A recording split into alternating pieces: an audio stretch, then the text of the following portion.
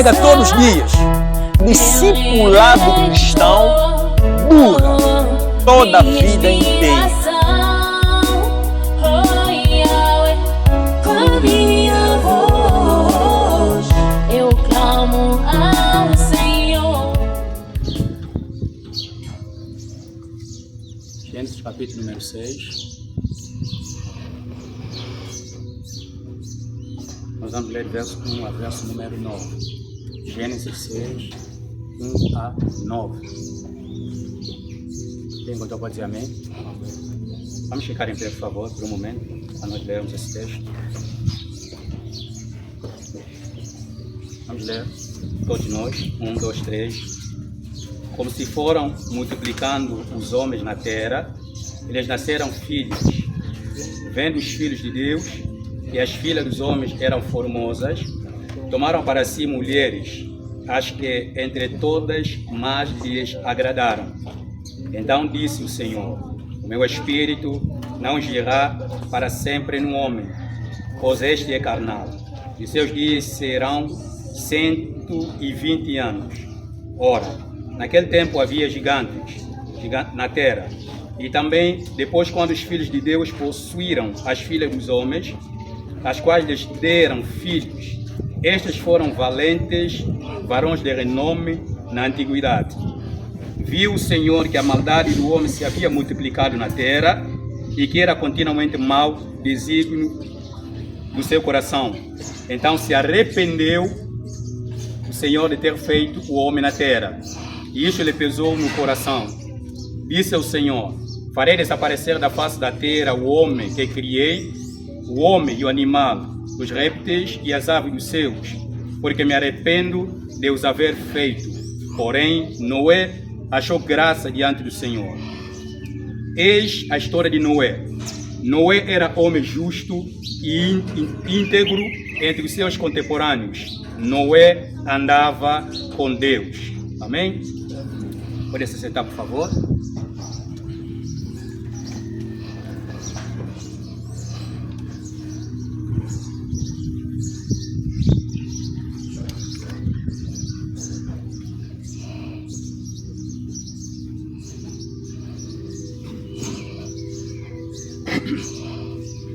Queria ser louvado mais uma vez, estarmos aqui no dia de hoje.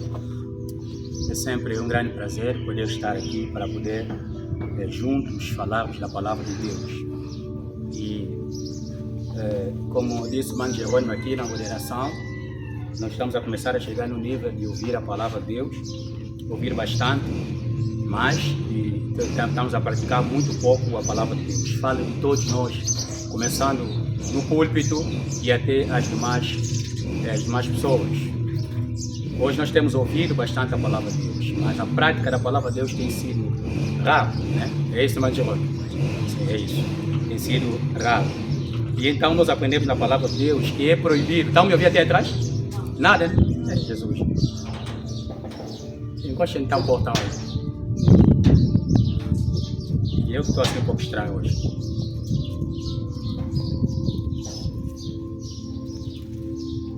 E então nós aprendemos, sim, coloca mesmo, se alguém chegar pode bater, vamos abrir o portão. Casa da ventaninha, né? O ar. Nós aprendemos na palavra de Deus que nós não podemos ser apenas ouvintes, né? Nós temos que ser também praticantes da palavra de Deus. Então é uma proibição bíblica nós ouvirmos a palavra de Deus e não praticarmos a palavra de Deus. E João também escreveu que: filhinhos, essas coisas vos escrevo para que não pequeis. Então nós aprendemos já nessa porção da palavra de Deus que a palavra de Deus existe para nós não pecarmos. Então é assim que nós temos que caminhar com a palavra de Deus. E cada vez que ouvimos a palavra de Deus, nós temos que decidir praticar, viver. Nós queremos falar um bocado no dia de hoje sobre as características do homem antediluviano. Queremos falar das características do homem antediluviano, né? Ou antediluviano, né? Anti seria contra, né? Antediluviano. Então, queremos falar das características do homem antes do dilúvio, como o homem vivia. E então nós temos aqui na primeira porção da palavra de Deus como se foram multiplicando os homens na terra, eles nasceram filhos. Aqui nós percebemos que a humanidade estava a se multiplicar, havia multiplicação da humanidade, né? E nós acreditamos que a multiplicação da humanidade é um mandamento divino. Deus ordenou, Deus deu a ordem para que a criatura se multiplicasse. Tanto como os animais e os seres humanos deveriam se multiplicar, né? Claro que quando Deus diz que o homem deveria se multiplicar, Deus deu isso na perfeição, era na perfeição. E ainda assim, Deus não restringiu essa ordem de multiplicação por causa do pecado. Então, mesmo o homem ter pecado no jardim do Éden, ainda assim, o homem se multiplicou, Deus permitiu a multiplicação. A multiplicação. E no verso 2 a Bíblia diz, vendo os filhos de Deus, que as filhas dos homens eram formosas. Tem que caminhar devagar aqui, para nós entendermos esse texto aqui. Vendo os filhos de Deus, que os filhos dos homens eram formosas. Normalmente, esta linguagem aqui, filho de Deus, tem sido identificado como setitas. Setitas são os filhos do Sete, né, que vieram a partir do Sete. Nós sabemos que depois que Deus fez o ser humano, a primeira multiplicação do homem, primeiramente veio Caim, e depois, primeiramente veio Caim ou Abel? Caim, depois o Abel. E na confusão entre os irmãos, o Caim matou Abel. E ao matar o Abel, nós sabemos qual é a sentença divina. Deus sentencia o Caim e então depois nasce uma outra geração. E para nós entendermos que os filhos de Deus aqui é apontado aqui para os setitas, nós podemos ler um texto ali muito bom de Lucas. Vamos só ler Lucas rapidamente. Lucas capítulo número 3.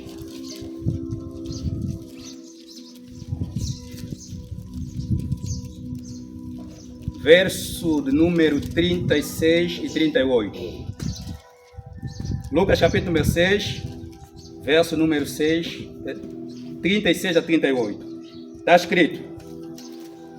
Lucas 3, não é? Lucas 3, 36 a 38. Aqui nós temos a genealogia, né? Genealogia de Jesus Cristo. E nós sabemos muito bem que aqui na genealogia de Jesus Cristo, parece que a maneira pela qual o Lucas apresenta a genealogia de Jesus Cristo é meio diferente.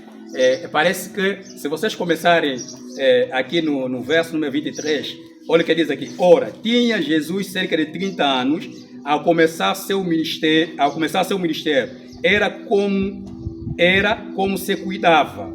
Depois ele começa a falar, filho de José. E ele começa a explicar aqui, parece que Lucas, quando fala da genealogia, ele começa recuando, né? Ele vai retrocedendo, diferente então da genealogia que nós vemos aqui em Mateus. Ele começa a retroceder, começa aí em José e vai retrocedendo.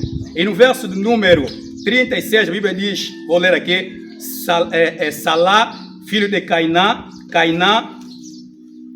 filho de Artafá, como é que se lê isso? Artaxade, muito obrigado por isso.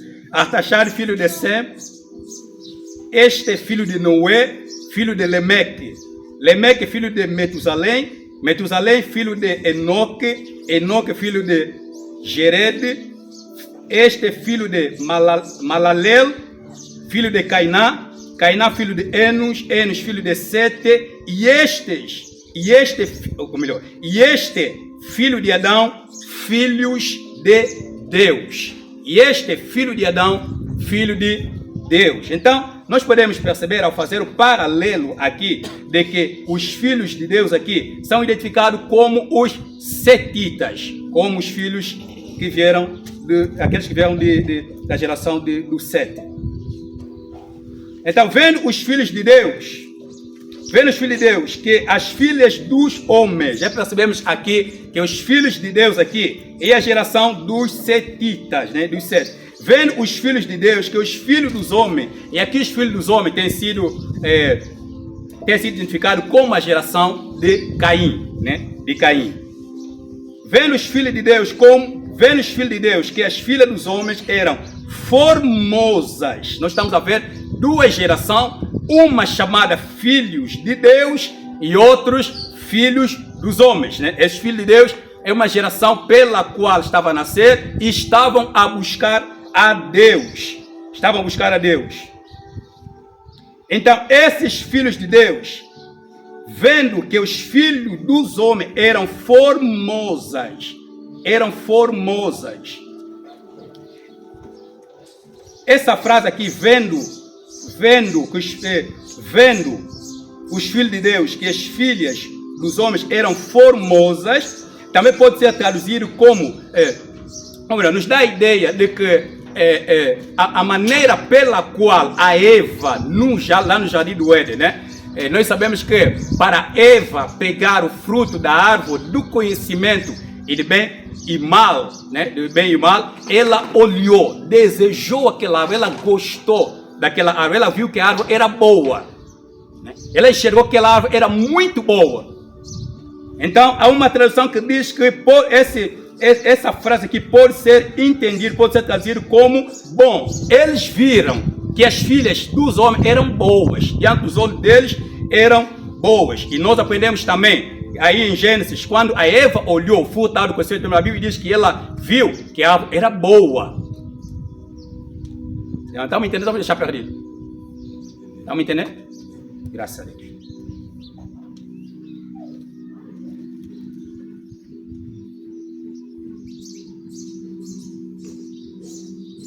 Vendo os filhos de Deus que as filhas dos homens eram formosas, tomaram para si mulheres, as que entre todas mais lhe agradaram. Portanto, o que aconteceu é que a geração que buscava a Deus decidiu criar uma união com aquela geração que não buscava a Deus. Eles viram as mulheres e eles gostaram dessas mulheres, e então houve uma mistura. E então essa mistura não agradou a Deus. Essa mistura trouxe o progresso do pecado, trouxe a multiplicação do pecado. E nós sabemos muito bem, quando nós, os cristãos, por mais que nós sejamos cristãos e estamos aqui nesse mundo, ainda assim, a Bíblia diz como nós temos que lidar com as pessoas que não são cristãs, com as pessoas que estão de fora, com aqueles que não buscam a Deus. Porque essa união pode trazer a multiplicação do pecado. Até porque Paulo, em 1 Coríntios capítulo 15, quando ele fala das más companhias, ele diz ali, companhias, né? Companhias ou companhias? Companhias, né? Ele diz ali, não vos enganeis. Como é que é? Companhias, né? Isso aí. Não vos enganeis, que as más conversações corrompem os bons costumes. Nós sabemos que aqueles homens ali, em 1 Coríntios capítulo 15, receberam o evangelho da ressurreição, acreditaram na ressurreição, mas começou a existir outros falsos profetas, falsos mestres que estavam a pregar contra a ressurreição. E Paulo diz que eles não deviam lhes dar a ouvir. Paulo diz, não se enganem, porque é possível nós nos enganarmos, nós vamos ficar juntos, mas nós nos enganamos. E no final de tudo nós percebemos que Deus é que está sempre certo. Deus está sempre certo. Deus está sempre certo. E muitas irmãs gostaram, jovens mundanos. Inventaram embelezar o homem, deram banho no mar, porque batizou. Porque há pessoas, alguns pensam que o batismo é salvação. Mas só que depois, essas pessoas se revelaram a depravação. O ser humano pode esconder um bocado o que ele é. Né? Por um tempo pode, mas depois ele vai mostrar. E muitas das nossas irmãs já não oram, não frias. Já não oram. Porque quando nós casamos entre nós, os cristãos, ajuda, irmão. Né? Aquele dia você está fraco, a irmã está te acordar, vamos orar. Agora você casar com uma depravada ou um depravado. Se você ficar fraco na fé, acabou. Ele vai te puxar mais. E então, essa mistura não agradou a Deus. Não agradou a Deus. Eles seguiram aqui a beleza, seguiram a formosura. E isso não agradou a Deus. Então disse o Senhor, o meu espírito não agirá para sempre no homem, pois este é carnal e os seus dias são 120 anos. Esse meu espírito pode ser entendido como Deus, por causa dessa mistura, Deus decidiu subtrair a sua presença. Deus decidiu tirar a sua presença. Deus decidiu arrancar a sua presença no meio desse povo dele. Por quê? Porque eles estavam vivendo aquilo que estava desagradável a Deus. A Bíblia diz que os seus dias serão 120 anos. E então, Deus decreta o tempo pelo qual eles deveriam existir, eles deveriam viver. Naquele tempo ali, quando nós olhamos esse texto aqui, nós pensávamos que ano do homem é 120 anos. Nós já pregamos essas coisas, mentira. Já pregamos assim, porque estudamos muito pouco. Depois de estudar, graças a Deus, nós percebemos então que 120 anos é o tempo pelo qual Deus decidiu a existência desses seres humanos para então julgá-los. Então nós podemos perceber que Noé, ao construir a arca e ao anunciar a mensagem da justiça, levou 120 anos. Deus diz, vocês vão existir apenas 120 anos. E nesses 120 anos, Noé iria proclamar a mensagem da justiça. Deus vai vos julgar. Acredito, queridos irmãos, que esse é o texto pela qual Deus, acredito que seja o único texto onde Deus dá um tempo específico sobre o tempo pela qual Ele vai decidir sentenciar a humanidade. Porque Deus diz 120 anos. 120 anos. Vocês serão julgados. Eu vou julgar a humanidade durante 120 anos. Não é a idade da humanidade toda, porque tem pessoas que viveram depois de Deus disser, e eles viveram muito mais tempo do que 120 anos. A Bíblia diz que naquele tempo também havia gigantes. Esses gigantes aqui eram homens muito violentos, muito turbulentos. Eram gigantes, homens que mediam 3 metros ou 3,5 metros. Eram homens grandões, bigs, altos. E eram turbulentos, confusionistas. Havia esses homens aqui gigantes na terra. E também depois, quando os filhos de Deus possuíam as filhas dos homens, as quais lhe deram filhos, esses foram valentes varões de renome na antiguidade. Esse texto aqui, essa parte pode dar a entender que mesmo até depois do dilúvio existia também homens gigantes. Sim, nós lemos a história de Davi, nós vemos que os filisteus também tinham muitos gigantes. E um deles, muito conhecido pelo nome, é o Golias. Golias não era o único gigante. Havia mais gigantes. E esses eram homens que davam força a uma determinada nação. Então a ideia aqui é que mesmo depois do dilúvio, havia homens gigantes. Homens gigantes. No verso número 5. Viu o Senhor que a maldade do homem se havia multiplicado. Deus olhou para a humanidade e Deus viu que a maldade tinha se multiplicado. Queridos irmãos, o pecado tem uma tendência. A tendência do pecado é multiplicação.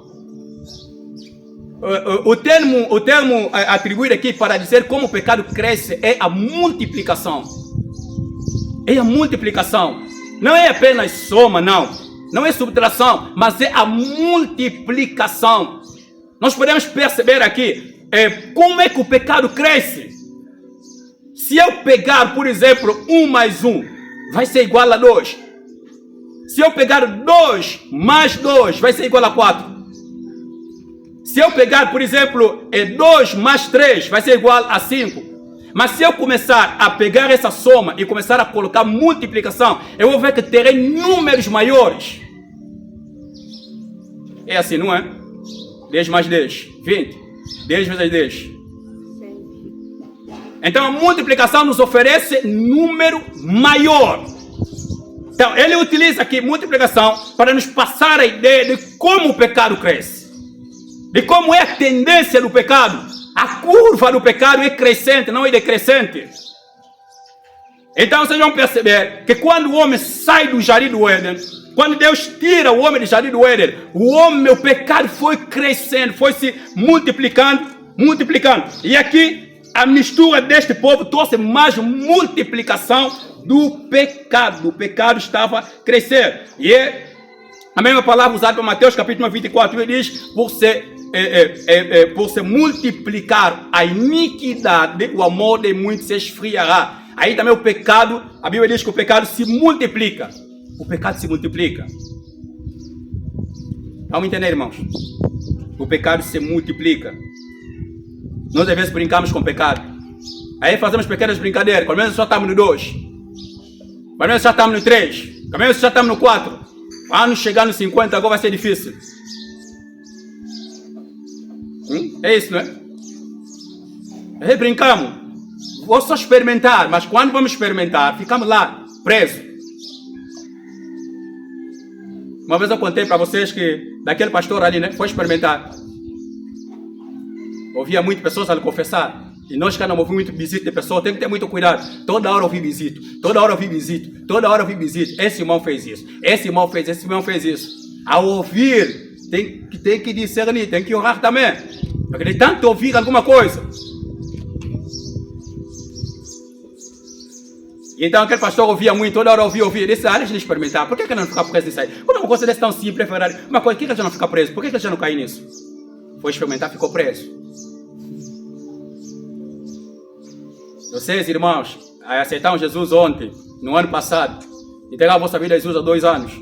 Irmãos, se vocês querem perseverar, devem ficar distante do pecado. Porque o pecado destrói a nossa caminhada com Deus. De tal maneira que nós não imaginamos. Veja só como é que é o pecado hoje. Veja só como é que é o pecado nos nossos dias. O pecado nos nossos dias está sempre a se multiplicar. Sempre a crescer. Na faculdade daquele tempo para cabular não. Na faculdade daquele tempo ali para fazer business, ele fez, hoje está se business. Docente business. Nós aqui em cabine de garrafa, você vê meninos com coisas curtas aqui. Pela primeira vez que eu viajei, que eu fui em Benguela, aquela província, eu vi aquilo muito estranho. Pessoas andarem tipo sem roupa, coisa bem curta. Eu dizia, não, deixa eu voltar em Jerusalém. Ele disse, não, isso aqui, isso tipo é Sodoma e Gomorra. Eu disse que eu estava considerando a cabine como Jerusalém. Ele disse, deixa eu voltar. Não, vocês aqui estão muito distantes de Deus. Mas hoje, como é que está em cabine hoje? Como é que nós estamos?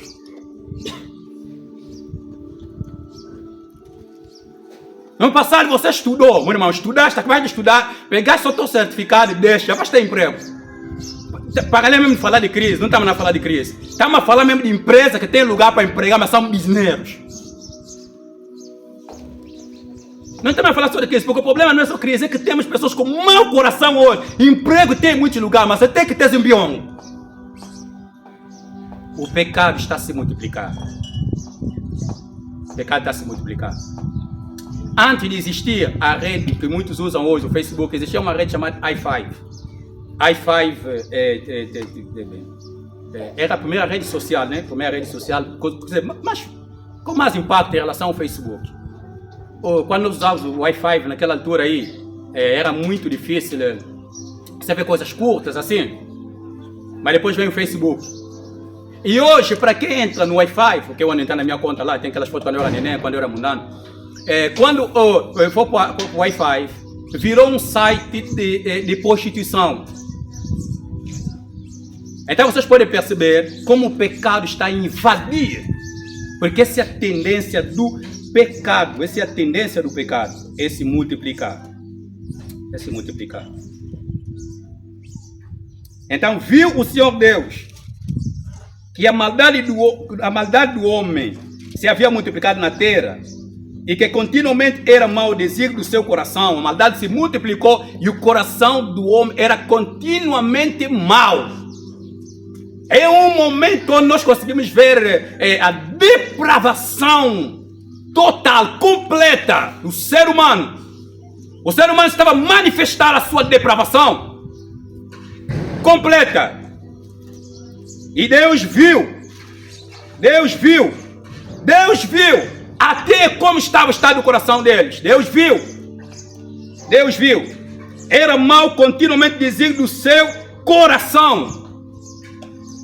E queridos irmãos, eu tenho uma pregação ali que muitos de vocês podem não conseguir ouvir. É uma pregação muito dura, muito séria, do John MacArthur. MacArthur diz assim naquela pregação: Deus abandonou os Estados Unidos. E depois ele começa a explicar por quê. Porque se você notar muito bem, queridos irmãos, você se notar muito bem, todas as vezes que Deus normalmente abandona uma nação, abandona alguém, a pessoa entra em pecados de prostituição a um nível muito alto. Os irmãos que se desviaram, lhe pergunto só o que ele está fazendo. Os irmãos da fé, crentes, que estão desviados, lhe pergunto o que ele está fazendo. Eu não consigo ver, é difícil ver alguém se desviou e não está cometendo pecado voltando à sexualidade. Normalmente, quando nós desviamos, porque nós, sabe, tipo você se comportaste um pouco mal, você não liga. Fizeste um pouco mal, não liga. Tiraste um dejo ali, não liga. Mas você vai se considerar que se desviaste quando começar a cometer pecados ligados à sexualidade. E mesmo biblicamente nós vemos isso. Quando Deus abandona alguém, ele se coloca em pecados terríveis ligados à sexualidade. E o que é que nós vemos hoje nos Estados Unidos? É o maior centro da prostituição. As indústrias lá de prostituição crescem a cada dia. Pessoas se tornam milionários em um mês. Como é que o pecado pode pagar tão bem assim? Numa humanidade onde pessoas querem dinheiro, o pecado a pagar. E as pessoas se entregam a isso. Vocês sabem que tem um pastor, que eu não vou falar não. Esse pastor tem um ministério ligado à prostituição aí nesses países, acredito, nos Estados Unidos. E acredito, né? Graças a Deus, muitas prostitutas foram se convertendo. Mas tem uma prostituta que ele pegou e disse: você agora não vai, agora comigo você vai ver. E aquela prostituta levou no hotel. E ao sair do hotel, as câmeras viraram para ele. Mas tem o ponto de desviar pastor. A pastor está pregando, também ele desviar pastor.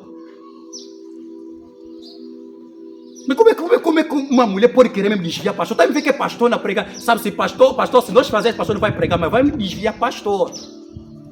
Que na altura era um dos maiores pregadores da mensagem de santificação. Tem mensagem dele antiga, forte da mensagem de santificação.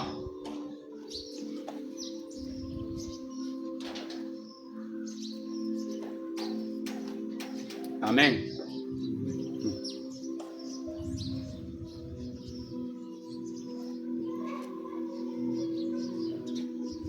E então, verso 6, a Bíblia diz: e se arrependeu o Senhor, e então se arrependeu o Senhor de ter feito o homem. Então se arrependeu o Senhor de ter feito o homem na terra. E a Bíblia diz: e isso lhe pesou no seu coração. O arrepender aqui, tem alguns que criticam, alguns dizem, alguns queimam a Bíblia Ferreira de Almeida por causa dessa tradução aqui. Essa tradução. Nós acreditamos que o termo no original também nos permite traduzir como arrependimento.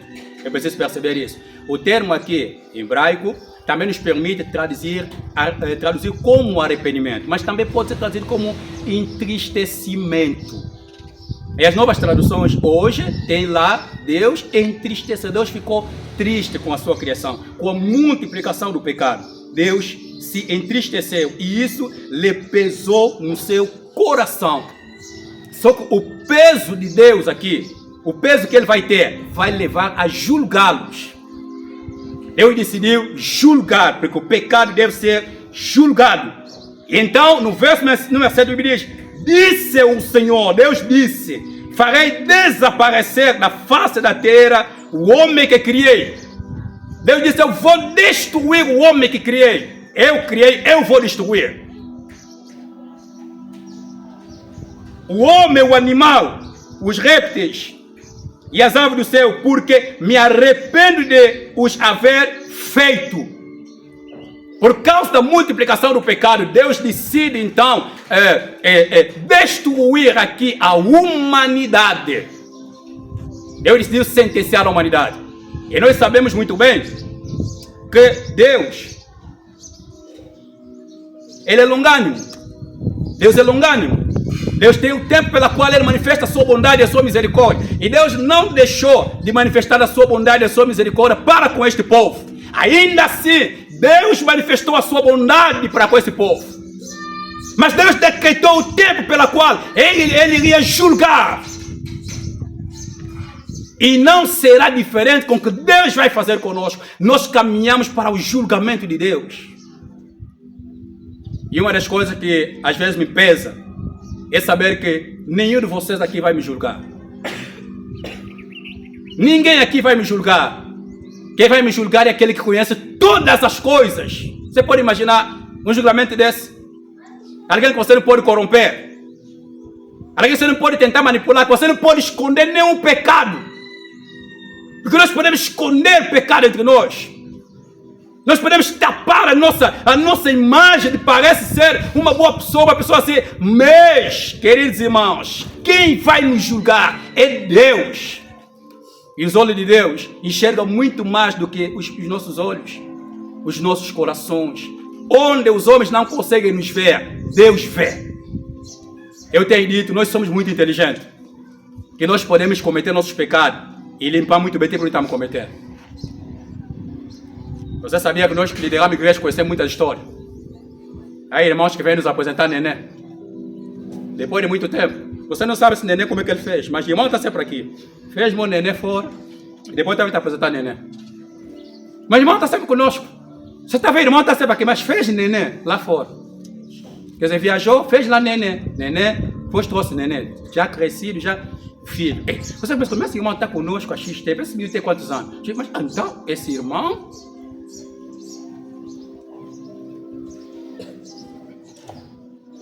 Tem irmãs que casam grávidas. Lhe engravidaram, está a cobrar correr para tapar. E crentes de hoje que são inteligentes, andam calcular. Meu irmão, vou te dizer a verdade, andam somar.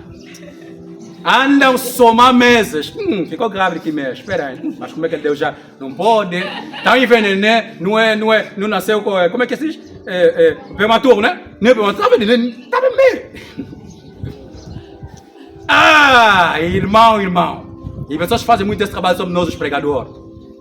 Para não ter como coisa, se maneja um coisa. Então fica, quer casar rápido. Você não está entendendo por quê? De cima para baixo, tá, mas quer casar. Por quê? Já tem neném. Graças a Deus, irmãos casaram aqui no campo. Nós contamos meses. E nós sabemos que não aconteceu isso. E você pensa que não contamos meses? Oh, irmão, você pensa que contou-se meses, meu irmão? Ah, já deu a luz. Alô, líder, já deu a luz. Ah, calma aí. Ok. Sim. Não, ok, sim. Irmão, se você engravidar aqui no campo, nós não vamos aceitar ainda você fazer casamento. Vai ficar na disciplina, primeiro. Deixa o tal neném aparecer, porque nós também temos que começar a aceitar as consequências do pecado. Na hora de pecar, estamos a sentir, tipo, nossa mente não funciona naquela hora, né? Tipo, estamos nem ali, né? Nós temos que perceber que o pecado tem consequências. E nós temos que aceitar. Irmão, se você cometeste, eu fiz um desordem, vocês estão a falar, deixa eu falar. Nós vamos nos importar mais com nossa reputação, né? Eu acho que já não tem mais tempo.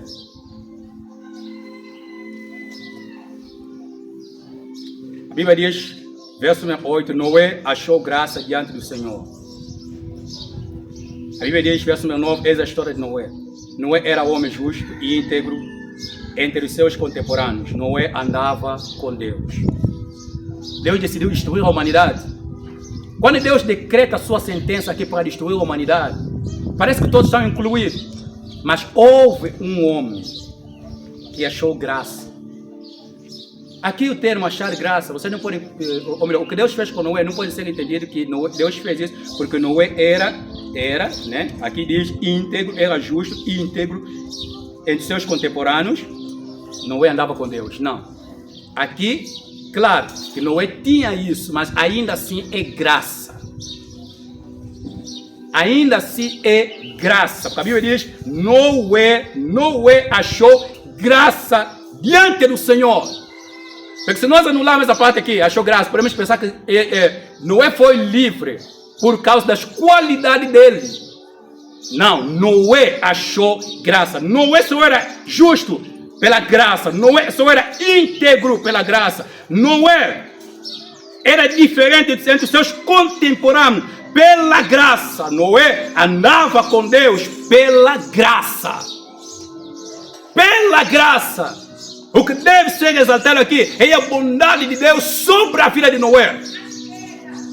Quando Deus decide sentenciar a humanidade, quando Deus decide decretar, trazer o seu julgamento, Deus encontrou um homem. E esse homem andava com ele, esse homem era íntegro, esse homem era justo, e esse homem foi livre. Queridos irmãos, Deus vai julgar a humanidade um dia. Nós caminhamos para o julgamento.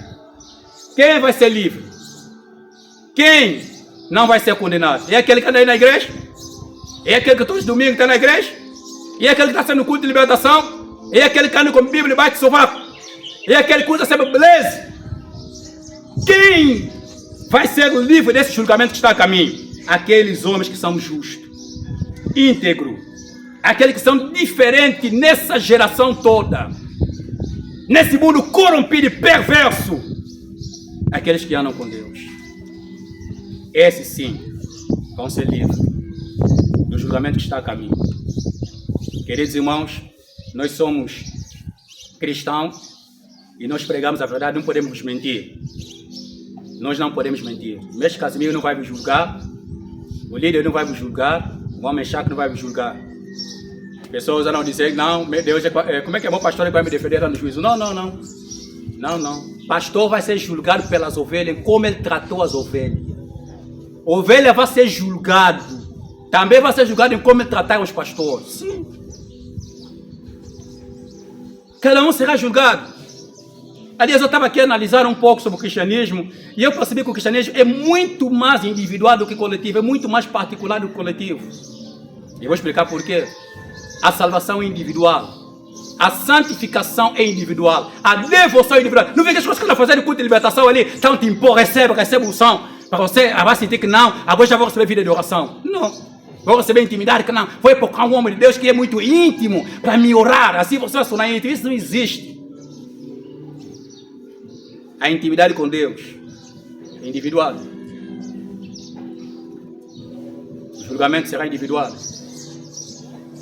Nós podemos estar todos nós aqui, mas todos nós vamos comparecer lá. E os livros serão abertos. Tudo na nossa vida. Irmão Mexaco, está entendendo tudo? Nosso, aquilo que eu não sei, que eu nunca vi. Nós temos que tremer quando ouvimos sobre isso. Tudo vai passar diante de Deus, assim. Jovens que estão aqui, meninas, que já são mestres em tirar gravidez.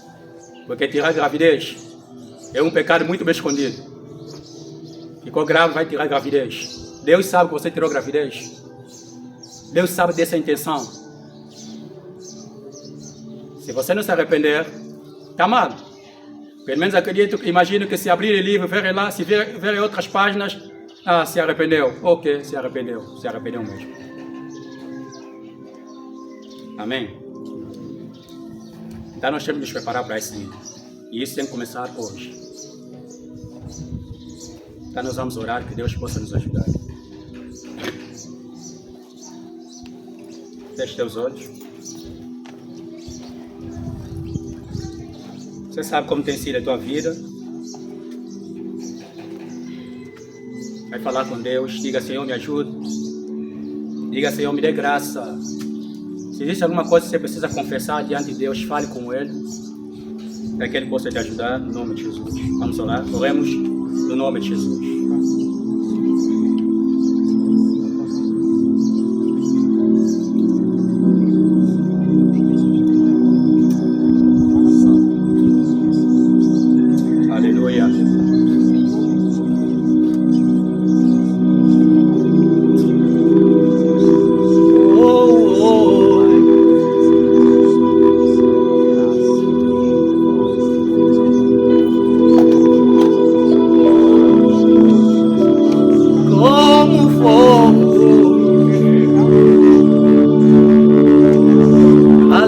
adorarei.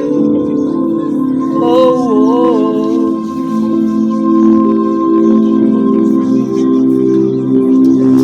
Aleluia, Senhor.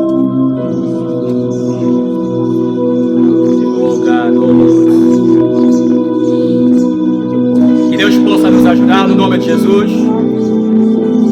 a sermos transformados por Ele. O Senhor nos concede graça como seres humanos falhos diante dEle. O Senhor nos concede a sua graça no meio desta geração. No meio desta geração.